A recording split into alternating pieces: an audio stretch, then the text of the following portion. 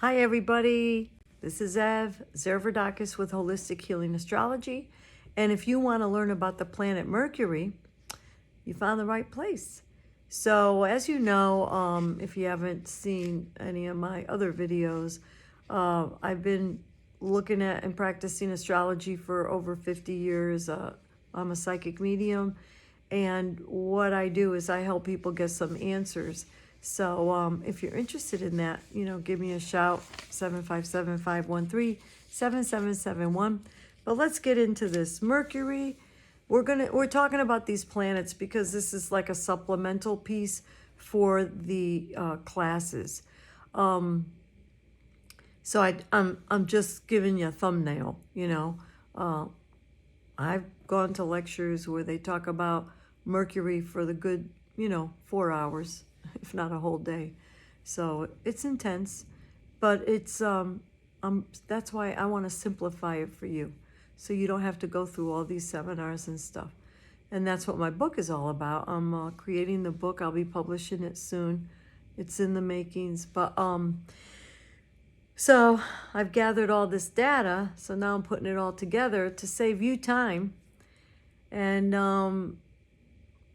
it would be really useful for you too. That's my kind of quest, is to put astrology in everybody's hands so you could kind of do it yourself, or at least have an idea how it works. So if you do go see an astrologer, you know if it's a good fit or not, because not all astrologers are alike, okay?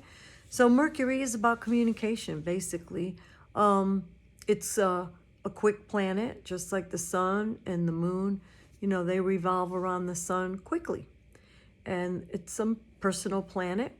So the sun, moon, and Mercury are personal planets. What does that mean? That means that where they are in the chart and their position is personal. It's not generational. And I'm going to leave it at that because that's as far as we're going to go. So Mercury also has to do with thinking and gathering information and data. It's networking. It's your neighbors, because it's an exchange. Your brothers and sisters, because those were the first people that you spoke to and communicated with. Also, it's how you learn. It's your perception. It's also the nervous system, sociability, your mental abilities, and has to do with education, internet, teaching, writing, okay? Reading, because it's all about learning. It's also quick, curious, observing. It's all about literacy, dexterity, good with the hands and stuff. So it's how we connect. Computers. And you might say, wait, but Uranus is about electronics. So they kind of go together, but Uranus is a higher level of Mercury, okay? Just so you know. If you have any comments and stuff or questions underneath the video, just ask, and go ahead and subscribe. Give me a thumbs up. I'm not here to monetize my channel. If it happens, it happens. I have other things going on, but this is more for the community, these free resources. So that's what Mercury is about. I also have some other notes. It's, again, how we think. I think this is interesting too, because we have Mercury, the morning star, and Mercury, the evening star. What that means, if you ever hear other astrologers talk about that, is, at nighttime, the planets are underneath the horizon, so they're not visible in the sky at night. They're underneath. So the morning Mercury would be in the sign of Gemini, and that's the time of the year that you would see Mercury during the day. But the evening Mercury is in the sign of Virgo. So that's kind of how you look at it. And don't forget, the astrology wheel is like night and day, the whole thing. So what's above the horizon above is daytime. What's below the wheel, like the houses 1 through 6, is at night. So it's very interesting when you start putting all these things together, how every little detail makes a difference. So,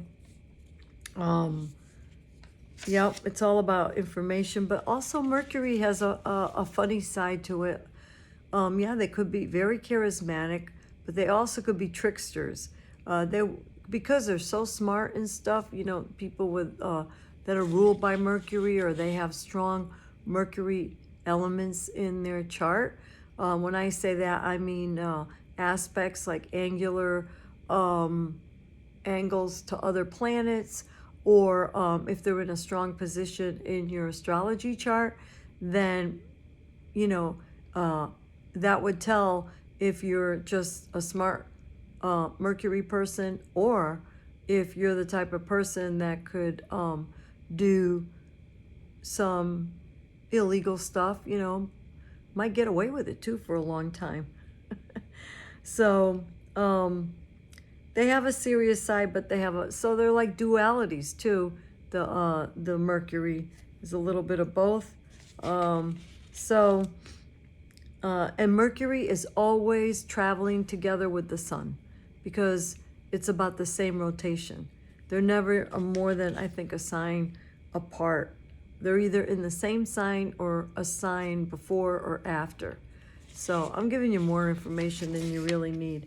But then, you know, when you do the astrology, you could look at it and say, okay, what happens if Mercury's in the first house, or the second house, or the third house? So like I did with the first 2 videos, I want you guys to start thinking that way.